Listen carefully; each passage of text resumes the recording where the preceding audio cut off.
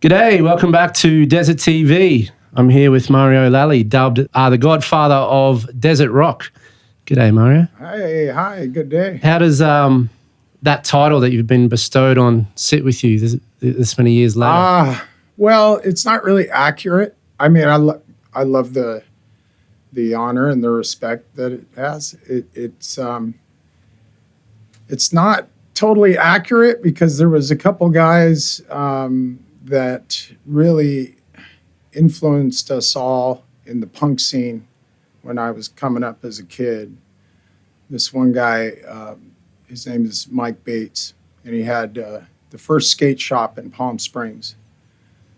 The music scene in the desert was the foundation of it, of a lot of it, well, I'll say, started with skateboarding.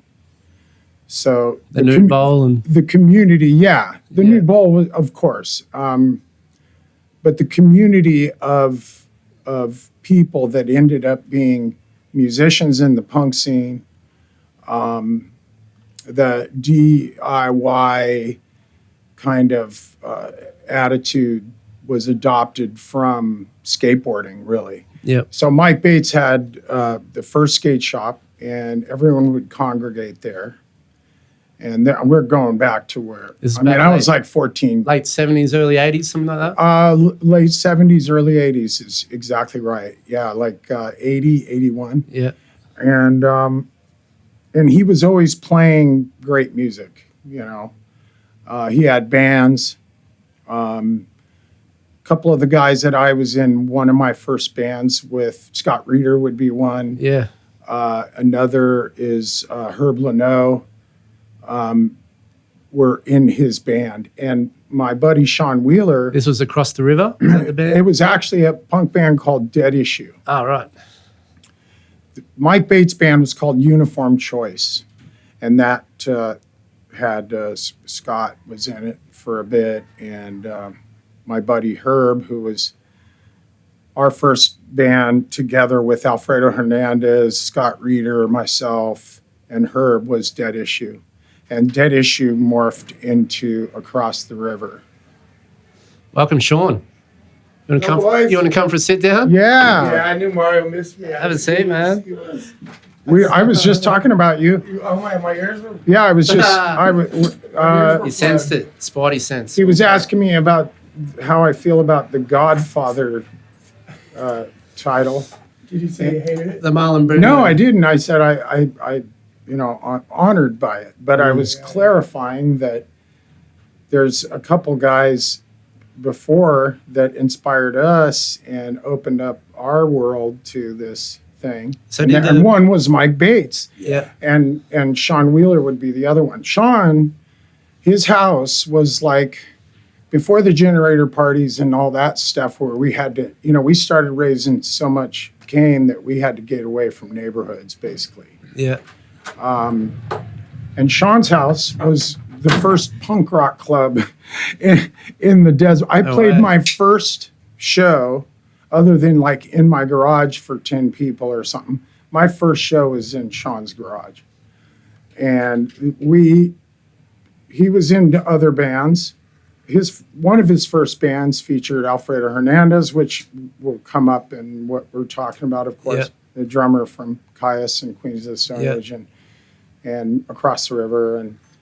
And he played for Sean's band, Mutual Hatred, when he all he had was a hi-hat and a snare drum. That was it.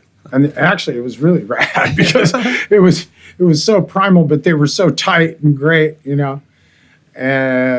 So yeah, I mean, the Godfather thing, I think why I get so much credit for that stuff is I was just really proactive in the punk scene. I set stuff up. Yeah. I bridged the gap between the cities of Palm Springs and Palm Desert and Indio. So my first band was with a guy from Indio, a legendary dude. And another godfather would be John Summers, who's like an incredible character, just indescribable, really. A wild man, funny, badass punk rock performer. And he was, I think he played drums in the first band we were in, and then he was singing, and another friend of mine. Anyway, so there's a lot of guys that, you know, without them, I wouldn't have anything. It's fair to say the sort of desert scene that we know maybe started with punk DIY ethos first. Absolutely. Yeah, right. Yeah. And Sean, what was your role in those early days? You had the place, but did you sort of grow up on punk and infuse that to We were all locals? This is the 70s. We're all skateboarders and stuff. Yeah. So punk rock and skateboarding in Southern California Hand in hand. went hand in hand. So, you know, when you're in fifth, sixth grade, we're listening to, this is like 76, 77. You're listening to disco and Kyuss and, you know, funk, whatever was popular, but Kyuss, and the older guys were playing Judas Priest and Ted Nugent, Double Live Gonzo, and then they started getting into punk because it started showing up in the skate scene big time. Yeah. And then they were all into it, but there were guys like, you know, Dwayne Peters and Jay Adams, and that kind of went all the way into it faster than the rest. And Steve Olson, like the first Devo video, that Devo video, Freedom of Choice, is all pro skaters skating around, you know. Yeah. And those were our heroes, and they were only a couple of years older than us. So what made the jump in the desert sort of generator parties to be more, you know, journey riff focused? Like, how did it move from punk, or was it two separate crowds at the time? No, it was the same crowd. I think for me personally, musically, Dead Issue moved to Los Angeles to make a go of it, you know, and one of our guys, Scott Reeder, was going to UCLA. He was a music major there. We all moved there, and we're like, we're gonna start playing in clubs and figure this out, like do it the way everyone else does it, you know. That experience, for whatever reason, we weren't ready for that city, man. But we met right away the guys from SST Records. We used to practice at SST. We also met the guys from Red Cross. So we met these people that were kind of fundamental in the LA punk scene, but it was a weird scene. It wasn't fashion oriented, and it was like there was cliques in that thing, but there was a lot of like really raw expression. Like it just didn't matter what you did. You just did. The thing that mattered is that you did something, you know? And that concept, from all reports, seemed to transfer. It opened my mind, man. And I started, we got better on our instruments. So like 4 chords and we started regurgitating our record collections, which for me, it was like Mountain, Jimi Hendrix, Black Sabbath, of course, like, you know, all that proto metal stuff. We just started kind of like, wow, we can actually play a riff instead of this bar chord stuff. Yeah. And, you know, discovering drugs, psychedelics. There was this whole thing that kind of happened. We kind of came of age as musicians. And our go-to at that point was the things that inspired us as kids, which was heavy rock and roll. Heavy rock and roll transcended for me. It went from those bands I just mentioned to bands like the Ramones and the Sex Pistols and Devo. So it was a weird thing to kind of go back. Like we really went back to the beginning of our record, like even, you know, Creedence Clearwater and Psychotic Reaction and, you know, like this stuff that we were growing up on. And we just started playing that stuff. We didn't know any bands in LA. Like we later became friends with the Vitus guys. We played our first shows with bands like St. Vitus and Des Cadena from Black Flag. Cool. He had a band called Vita and another band called DC3. And they were like DC3 did a Mountain cover. Yeah. And so here we were, a bunch of long-haired guys, you know, smoking a lot of pot, drinking a lot, taking acid and mushrooms and exploring all that shit, you know?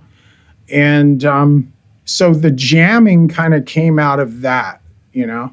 And that was it. That influence of the early hard rock records that we grew up on, we finally could play that shit. So what do you think it is, Sean, about that sort of iconic desert image that, you know, people from all over the world have tapped into that scene that you guys were around and helped start? Like, what do you think it is about that scene that has made people so inspired and spawned thousands of bands since then? It must be a trip. Fuck, dude. I think, well, clearly everybody loved Kyuss, the rest of the world, you know. Yes. Even more than the States, I think, probably. Or, Yes, definitely. Yeah. I mean, I didn't even know they were big till I got sober in 96 or 7. Someone goes, "You from the desert?" I go, "Yeah." "You know those Kyuss guys?" "Yeah." "Why?" "They're fucking huge, man." "What do you mean, why?" I was like, "Really?" But, and I also think the desert, which is rad, that I was busy shooting speed. Like when those guys were kids, I was already staying up a week at a time. Yeah. So I was at all the parties, but I wasn't paying attention. I Sure. just fucking tweaked out, you know? Yeah. So I spent a lot of years tweaking. You're in bands too, though? Yeah, always. But I was just spun out. Running your And race. we all hung out together because the desert's so small.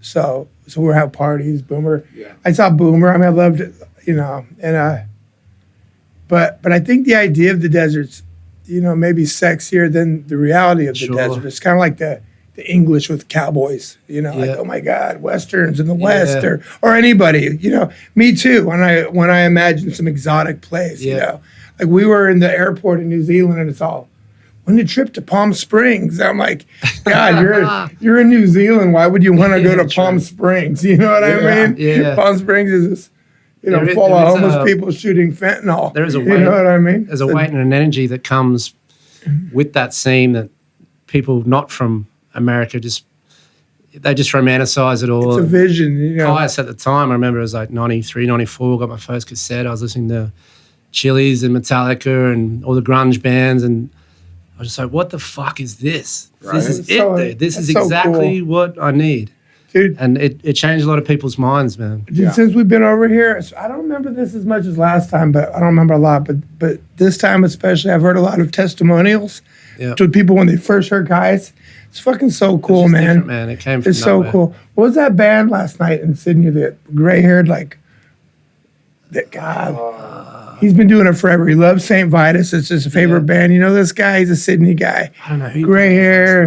Not But- Robo God. Oh, no, not CDG. Well, he was like, man, can't remember that. it was 93 and my friend worked at the record store and he said, and there was a Kyuss single, he goes, you come and listen to this, you're gonna love it, you know, and he played it, he goes, what the fuck, you know, and just hearing everyone's experiences, it's mind-blowing. Yeah. Yeah. It's really, It's got to be a trip. Just fucking- thinking back to those early days, you know, they would have been and you know, lawless and rebellious and loose, and to have that go on and form kind of a genre. it's so cool, man. And Mario, and the thing about Mario and why they call him, you know, because he was, like he said, he was always kind.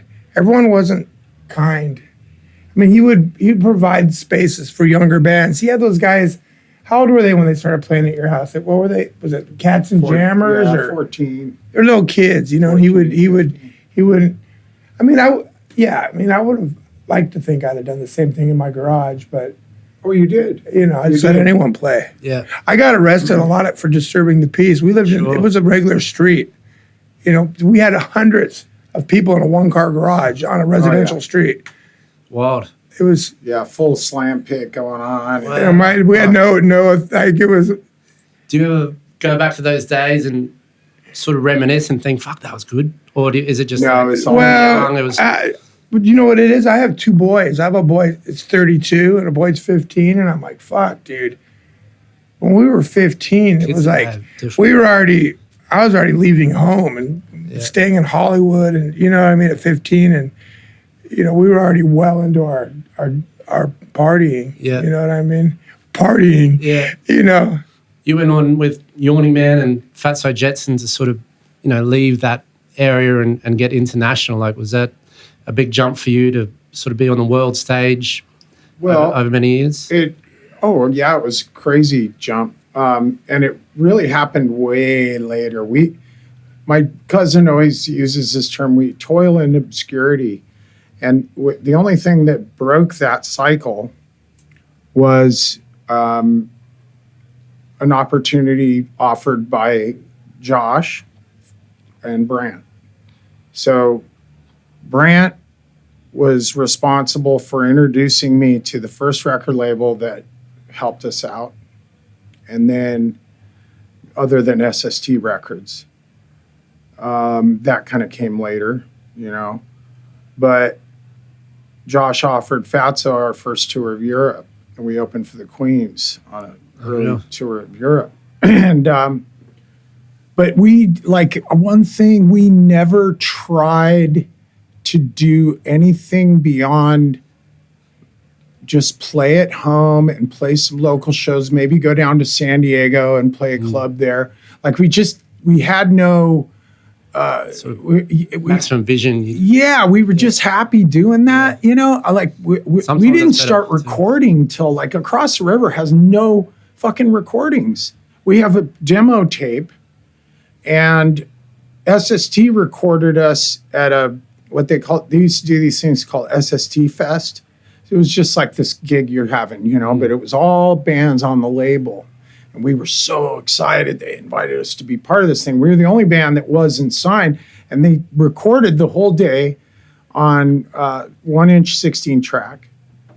And we signed our first record contract with SST. Yeah. And nothing ever came of it. Right. So, but buried. But we were just, you know, so we just weren't.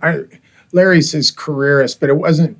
We didn't think in terms of like, well, we need to make a record, and we need to get gigs. We got to tour. We got to make a T-shirt. We got to, you know, we just kind of messed around at home, enjoyed it. Now bands are in the age of social media. It's like, I better post up. Got to get, where's my content? Oh, I can't imagine. Yeah, because all that shit we're talking about happened through word of mouth. Yeah, 100%. I think that's what makes that scene so much more special, though. That there wasn't a blast of social media. It was all word of mouth, but it did capture the world. Like, what a trip! It is a trip, man. 50 million years. Well, Kyuss got early on. They were a great band, and they were doing something different. Yeah, and they bridged the gap between punk rock, grunge, metal, like all those cats that were digging those different things would appreciate Kyuss. Do you think it was that Metallica tour that sort of put them? Well, and it was here, right? Front? Yeah. Yeah. So that was one of their big. There were a couple, but that was one of their big breaks to do that, of course. Yeah. And that was because they actually stepped up and got a manager. Yeah. And the manager had opportunities, you know, and took them and worked for that. And none of us, all of us, we're only now in our fucking pushing 60 thinking like that. Yeah. We don't even know how. I don't even know what the fuck I'm doing. I just like get up as I go along. More sort of youthful drive at the time. Like, why did they pop out, but no one else really? I think, you know, Josh's father and him, they had, like, they knew something was going, and they wanted to turn it into some work and do it right, you know. And Brant and the guys were like, I don't really know, you know, I've never really sat down and talked, like, when did you decide to get a manager and how did you? Yeah. They performed, and I don't think it was a plan. I think when people, they were starting to get some shows up in LA through Catherine Innie, their first manager, okay? And she booked them in Hollywood, playing some cool gigs with like the Dwarves or whoever. But they were proper shows. And Catherine had connections up there enough to get a good gig at a cool club. Yep. And they'd go up and people would go, what the fuck? And like Chris Goss was in the audience one night. And he went, whoa, this is fucking special. I got to do something with this. So, you know, those things. But it all came from those guys being passionate about what they do Making that and not giving a fuck what was cool in LA. Yeah. They cared more about what was cool at home, which was completely indescribable and fucking weird.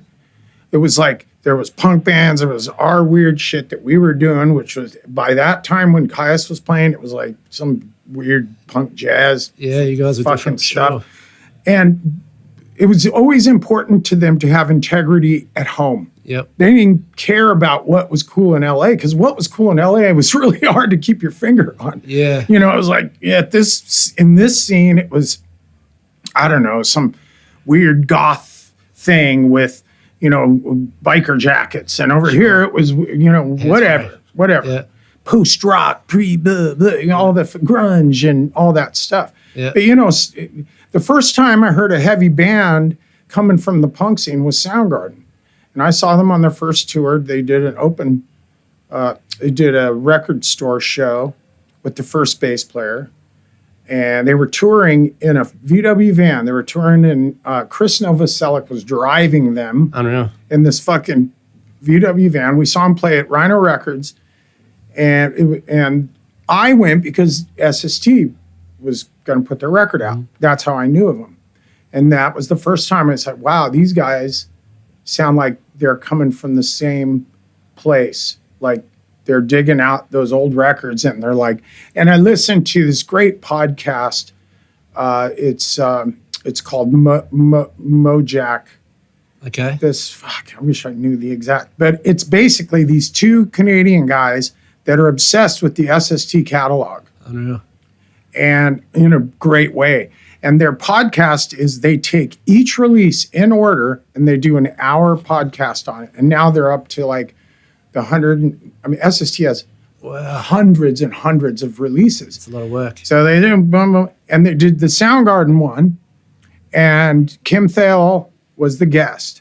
And it was awesome to listen to him talk because it was like sitting here with one of my friends that we grew up together. And he talked about the same influences, Aerosmith, Ted Nugent, the same shit that excited us.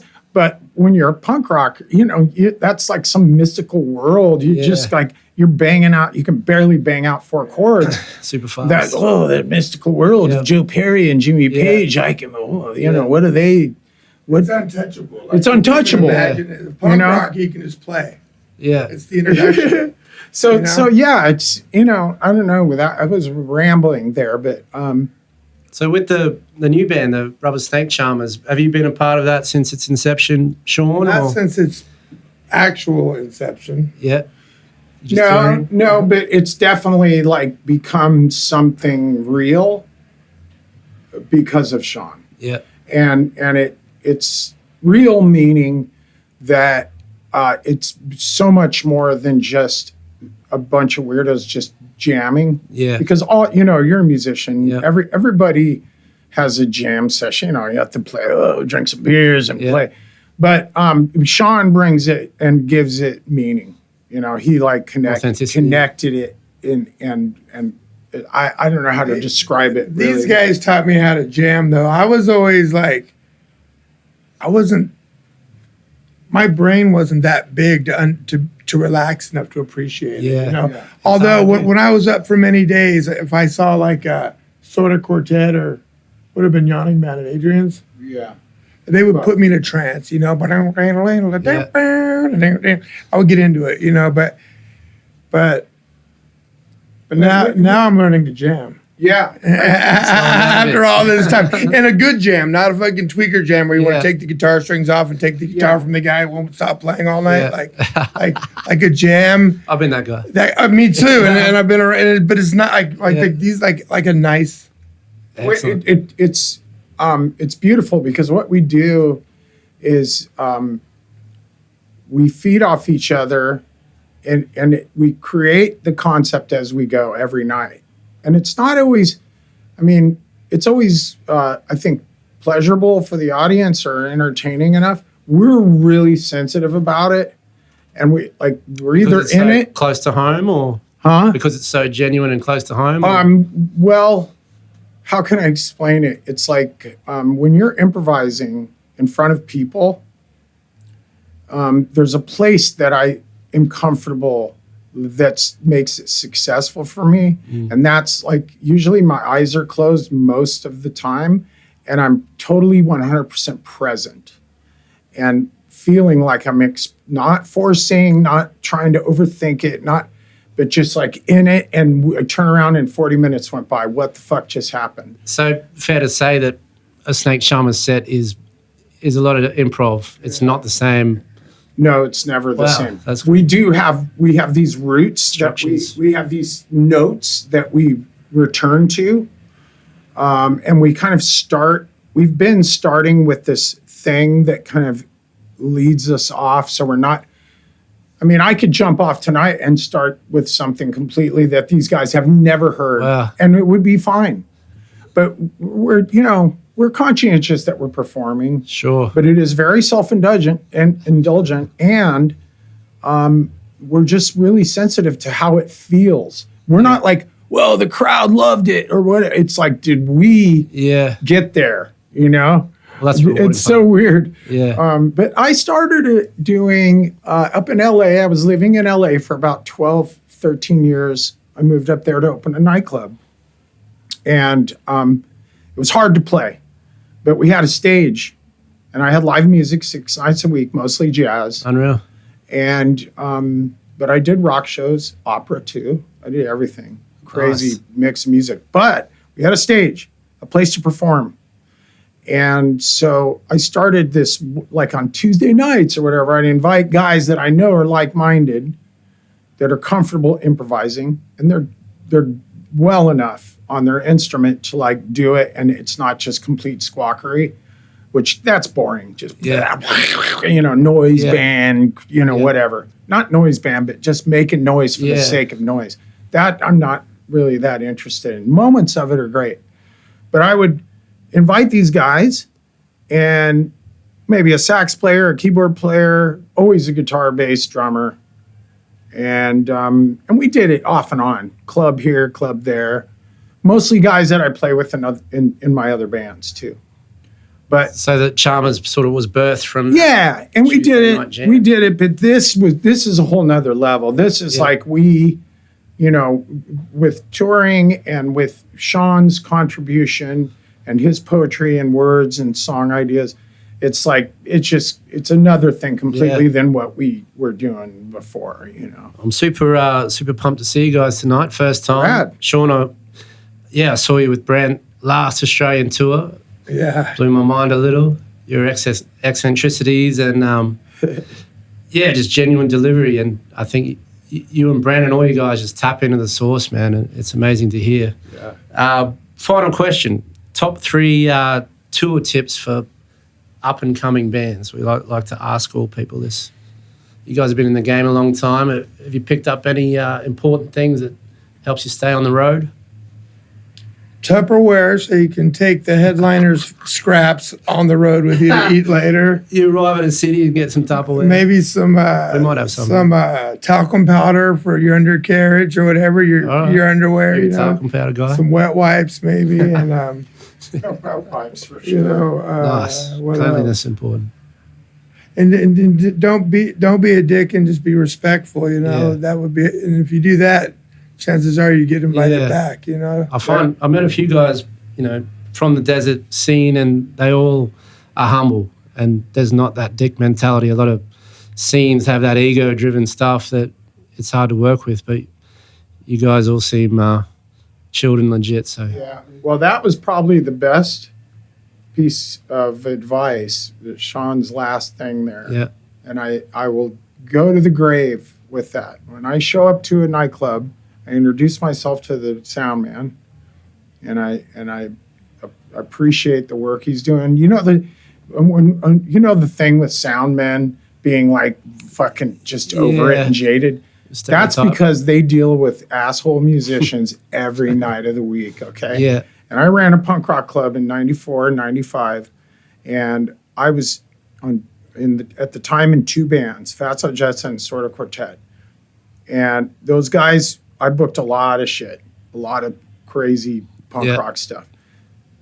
lot of them were wonderful. A lot of them assumed that I was the club owner guy, the booker guy, or whatever. And there was this whole attitude, especially in the punk scene, that they're the enemy. They're out to get us, or they're out to take advantage, or whatever.